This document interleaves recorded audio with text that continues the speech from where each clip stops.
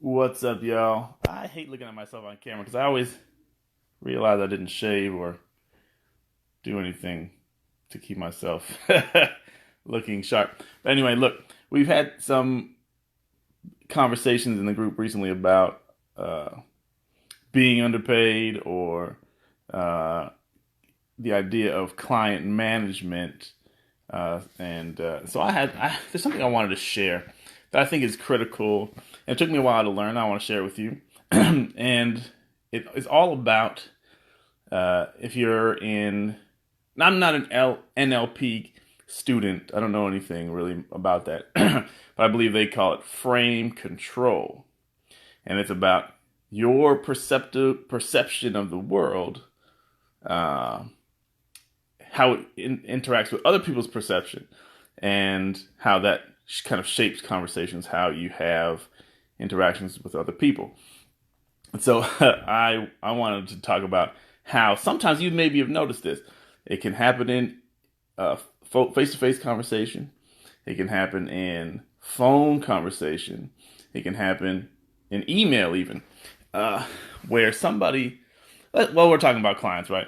A client will say something.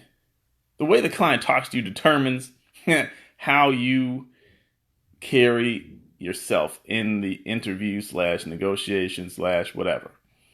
And sometimes you'll find yourself, they say something to you and then you have a response, but you don't even know why you said it. You don't even know why you went in that direction. Sorry. Go ahead. And so after the call, or sometimes even before the call is over, you'll say, why did I say that? That hurt my argument, or it hurt the case I'm trying to make for myself. And so I wanted to talk about just how you can go into conversations or, interactions with potential clients in a way that helps you get the job. It helps you get the money that you deserve. It helps you get the respect that you need to operate the way you need to operate for the maximum benefit of your client and yourself, and prevent things going any other way than that. And again, it comes back to the mindset or the frame of the conversation, in part at least. Now, I haven't sat down to really formulate these thoughts. I'm just going to share them, and hopefully they're helpful to you. The first thing is the way that they think about you. Let's talk about that for a second. When somebody sends you an email or makes a phone call saying we might want to hire you, or we want to hire you to work on this project for us, what is their frame, or what's their mindset? They're oftentimes they think of copywriters as commodities. There's 1,000 copywriters.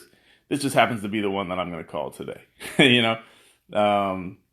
So they put you in a position of, hey, Jerice, you're a commodity. If we don't hire you, we'll hire the next guy or gal. And then that's one thing. You're a commodity. Number two, they think that they're doing a favor for you. Like, they should be happy that I called them. They should be grateful to have the chance to work with my company, my brand. And that's why sometimes they'll say something insulting to you, like how much exposure you'll get if you do this job rather than cash in hand. Like, you can pay your bills with exposure, right? So that's why they even have the guts to say that to you, because in their mind, they think they're doing you a favor. A lot of them, not all the time, but that's helpful for you to think about it like this. They think, even if they respect you as an expert, they say, but you're just one of many. Again, there's several other people we could probably talk to about this. And so they treat you that way. And then they get into the position of grilling you, interviewing you, and making you justify yourself to them. And that puts them in control of the conversation. That gives them the power in the interaction. And even if it's subconscious, it shapes the way the conversation happens from both sides. If you buy into that frame, if you accept that as how the conversation needs to happen, or how it's happening. And we do that automatically. Not everybody. I grew up being a very passive person. I learned, as I was being raised, I learned to go along with the flow, go along to get along. Don't rock the boat. Don't upset anybody. And the most important thing is to be liked and to be friends. Yeah, go ahead, buddy. Just make everybody happy. You'll be fine. And so I accept frames. I still had to fight it. I accept other people's frames where they want to, the box they want to put me in. It's automatic for me. And I think a lot of people are like that. And especially as a copywriter, a service provider who knows that there are other options out there, who may have the pressure of bills that need to get paid, or food that needs to get bought, or whatever, right? You may accept their frame without question or without challenge or without even realizing it. That's what happens most of the time. You feel like they have the right to ask you questions. You feel like they have a right to challenge your fees, right? Like, oh, well, they are the client. Okay, their mindset is not helpful to you most of the time. And so what we need to do is work on our mindset, our frame, how we see ourselves and how we see them. And so a couple thoughts that it's taken me time to work these out. But you have to realize, number one, you are the Rainmaker. That's why I titled this thing Rainmaker, Negotiation Mindset, something like this, because you know how to make sales and they don't. Plain and simple, most of the clients that you're going to run into don't know how to do it. They don't know how to do what you do, even though they think I learned how to write in kindergarten. But the reason they're reaching out is because they can't. So not all of them value you at the level you deserve. But the fact of the matter is, you need to realize that you know how to make them money in whatever way you do that. If you're helping them with radio spots that capture attention and get people to dial a phone number, or if you're writing emails to get people to click through and buy something, you're writing blog posts that keep people reading, coming back, and engaging and diving deeper into the brand. All of those things are money for them. And you need to know that.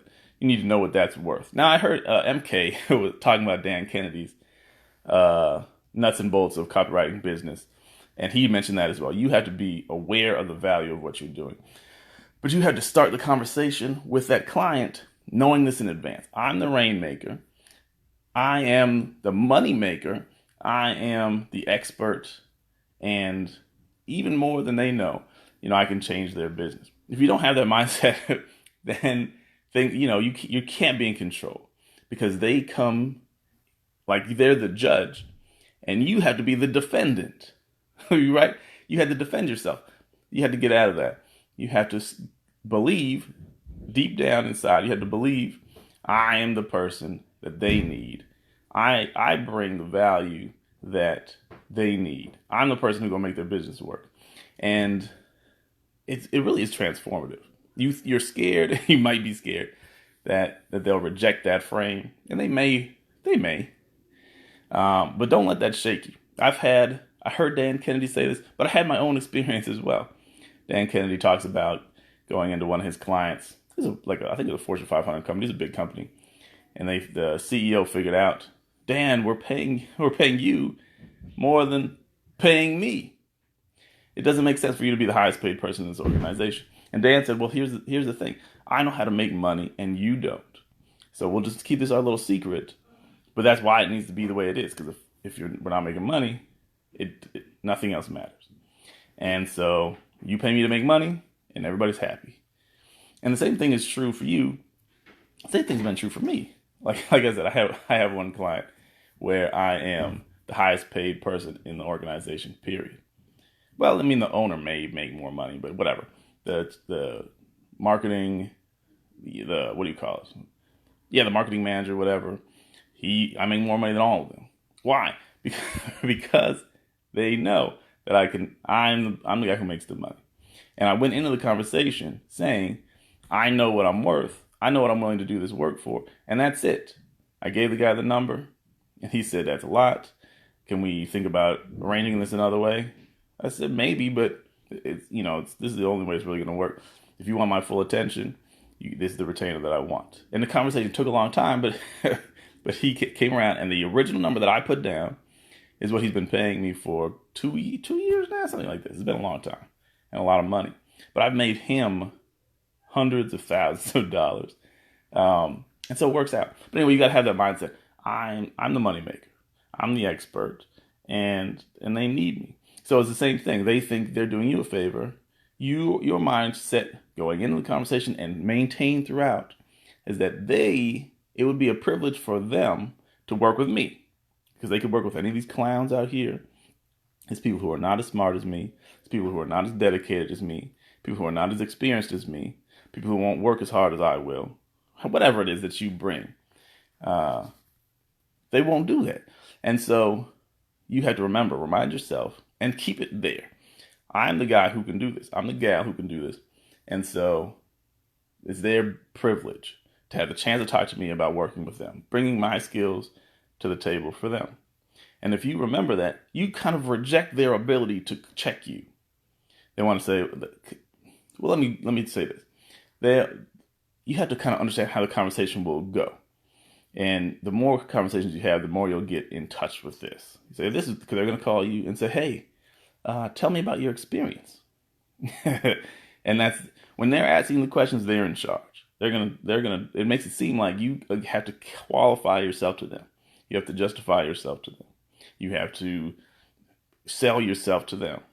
And you got to flip it. Like, you can answer that question. Here's my experience. But then you have to kind of prescribe. This is why, or you can ask the question, what's the reason that you called me? What's the reason that you sought me out specifically? That's a pretty good question. Because now they're telling you, they're validating your skills. They're going to validate why they think you're a good person for the gig. And that changes the tone of the conversation. You tell me why you called me. You tell me what it is that you need. You tell me what it is that's missing for you. You tell me what it is that it's going to cost you to not get these things done right. And then they're giving you valuable information that you can use to sell them yourself. But like I said, you're asking the questions now and you drive the conversation.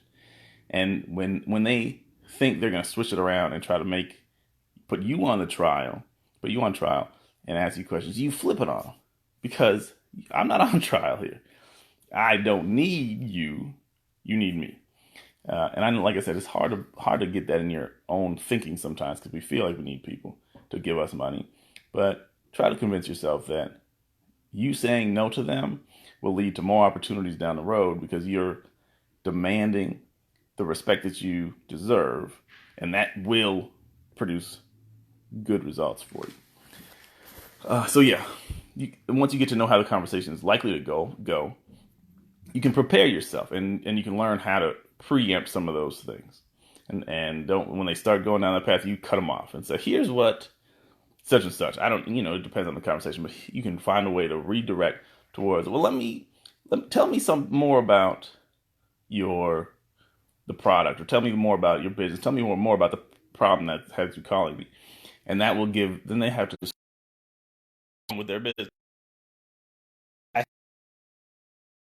Defensive.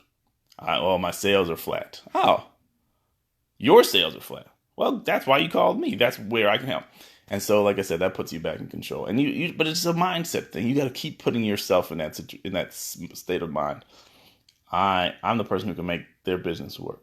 I'm the person who can, free up their time so that they can focus on other parts of their business that they've been neglecting, or they can take time off to be with their family because they haven't been able to take time off, or whatever your value proposition is.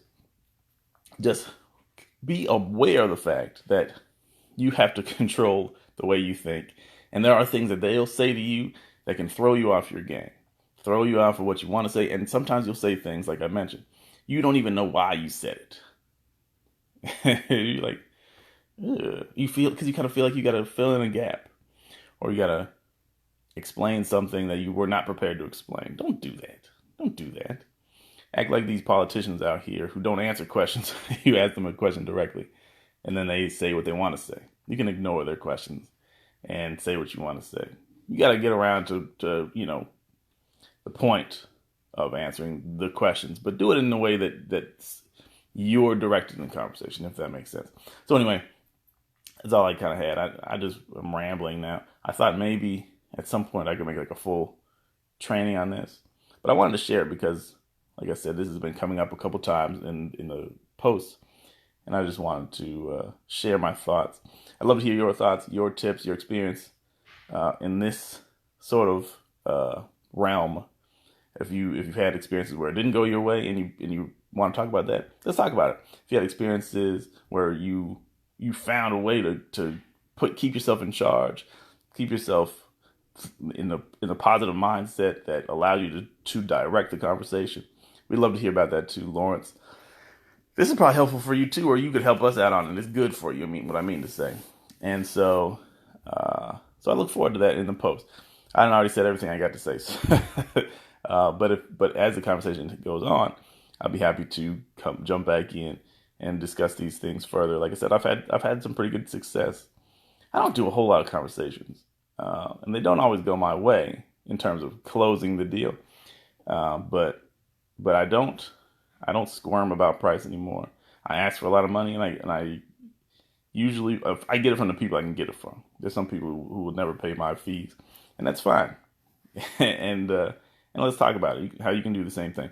Or you tell me how I can do better. Tell all of us how we can do better.